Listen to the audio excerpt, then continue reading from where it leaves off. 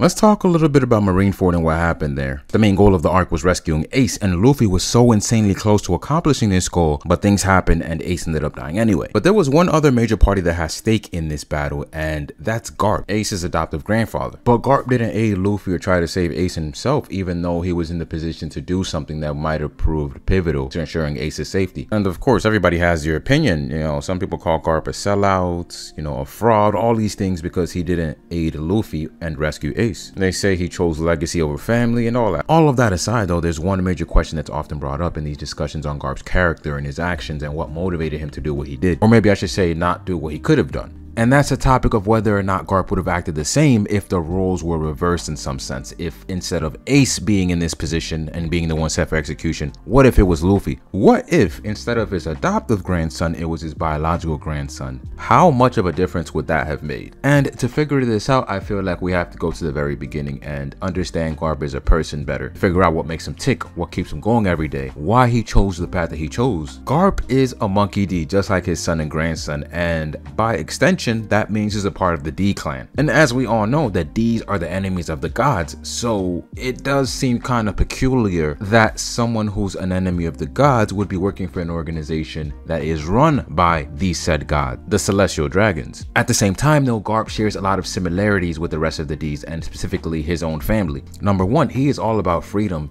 like Luffy, like Dragon, but it's his own version. He enjoys the freedom of being a vice admiral, and this is because he's turned down multiple promotion offers to become an admiral. This would mean working directly for the Celestial Dragons because he opposes them while working in their organization. He doesn't like how they conduct things and what they stand for. So he knows full well how evil they are and how their ideals do not at all line up with his. But then there's also the fact that Garp cares for the freedom of others as well. And that was shown by the way he took up Ace as one of his own and raised him until he was at the point where he could make his own decisions. Now, Ace might have not made the decisions that Garp wanted, but he was still there in his life. And that's despite Ace being the son of the Pirate King, Gold Roger, someone who a lot of people in the world government and navy have a lot of disdain for. Garp still chose to take in Ace. He didn't want to judge Ace by the sins of the father. He wanted to allow him the freedom to carve out his own path, to make out his own name, to be his own man, and to figure out his role in the world moving forward. And the thing that might surprise a lot of people is the fact that Garp wasn't always on this path of becoming a man of the law, if you will. You know, he was a lot like Luffy is now, adventurous, you know, going after treasure. That's what we see here in this depiction of a younger Garp that was drawn by Oda in an SBS. You could see a greater sense of freedom and just wanting to take life by the horns. And honestly, if he would have continued on this path, he would have more than likely become a pirate. In Luffy's case, he became a pirate because he liked the way Shanks lived and he saw the good in Shanks. But that's the thing, Shanks is an exception. Most pirates are terrible people. Luffy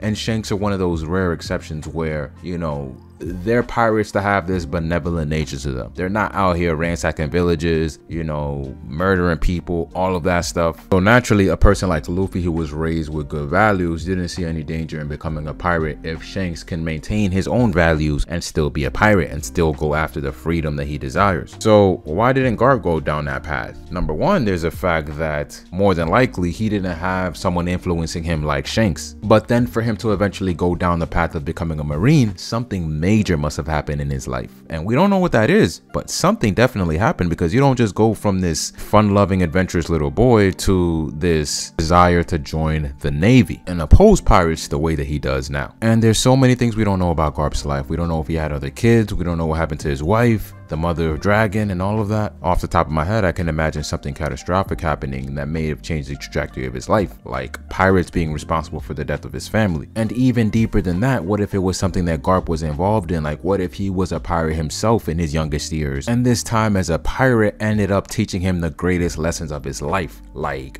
you can imagine the fact that pirates are naturally evil. He could have easily been betrayed by them, and that may have led to the death of a family member or something. Maybe not even a family member, it could have even been a lifelong friend, but even then it would have still been something that he would have felt responsible for the rest of his life. Whatever the case may be, it just goes to show you never really know somebody or what they've been through or why they act the way they do unless you've walked in their shoes. So the reasons for Garp's inaction in Marineford when it came to saving Ace could have been deeper than anyone imagined. We didn't have a full display of what this internal struggle for him was about, but going back to the main focus and the main topic of this video, I don't think that it would have been any different if it was Luffy be in Ace's position. I think if you put Luffy as the one being executioned at Marineford or being set up for execution, I think Garp would have acted the same exact way that he did with Ace. No difference whatsoever. I don't think Garp loves Luffy any more than he did Ace. Blood relative or not, Garp still considered him his grandson. He considered him someone that he was responsible for. Garp was there from day one. Not even his own father was there. Roger had long been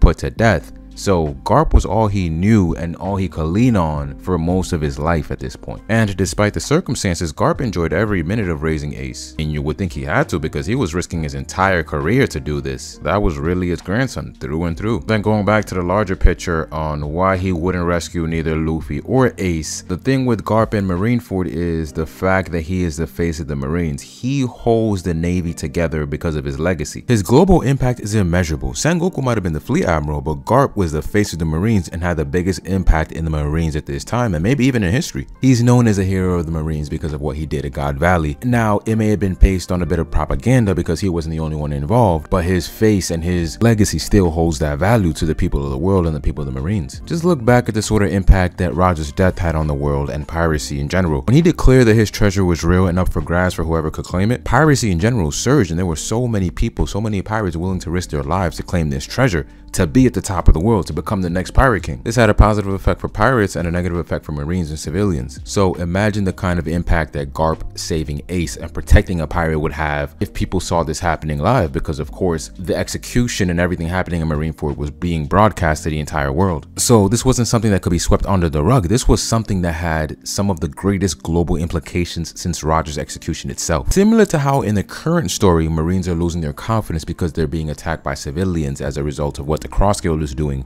I think a similar effect would be seen if Garp had saved Ace. Garp currently is the greatest inspiration to Marines and civilians worldwide, so this act itself, it would deter Marines from joining. It would make civilians feel less safe. And the big reason is the fact that the world doesn't have the context. They don't know who Ace is. They don't know the story between Ace and Garp and how things got the way they are. All they will see is a pirate is set for execution and a Marine is there to aid him, as if he was never with the Marines all along. He was always an undercover pirate or an undercover ally of pirates. And I think this is what was going on through Garp's head all along. So altogether, I think the lessons that he's learned through life and things that he may have done wrong in the past influenced his choice in Marineford. And on top of that, he was thinking very closely of what sort of impact that this would have on everyone, not just himself, not just his family. And even then, it was still a very difficult decision to make. I'm sure he was tempted so many times to save Ace. He didn't want to see this life end early. He didn't want to see the boy that he worked so hard to protect lose his life at the hands of the people that he worked for. But this is why Garp is who he is. This is why he's a conqueror. Because like I said in the previous video, being a conqueror isn't just about chasing what you want and fighting for it until your dying breath. It's about being able to make the hardest choices imaginable, because the most difficult choices require the strongest of wills. And it's the same extremely difficult choice that he would make had Luffy been the one set up for execution. And going back to the other point with the fact that Garp is a clear enemy of the Celestial Dragons, yet he works in an organization run by them, I feel like, just like Fujitora, he has a grander plan, because everybody has their own way of combating these evils. For some, it might be destruction of this governing body, but for Garp, I think reformation is what's on his mind, and that's why he takes good Marines like Kobe under his wing to train them and help him find that power to bring change to the entire organization. And those are my complete thoughts on what Garp would do if Luffy was the one set for execution at Marineford. But of course, as always, I am very interested to hear what you guys think and what you think Garp would do in this situation. I'm also interested to hear what you guys would do if you were in Garp's shoes for either Ace or Luffy. Comment all of your thoughts down below, but also don't forget to like the video, subscribe to the channel, and hit the bell for more videos just like this one.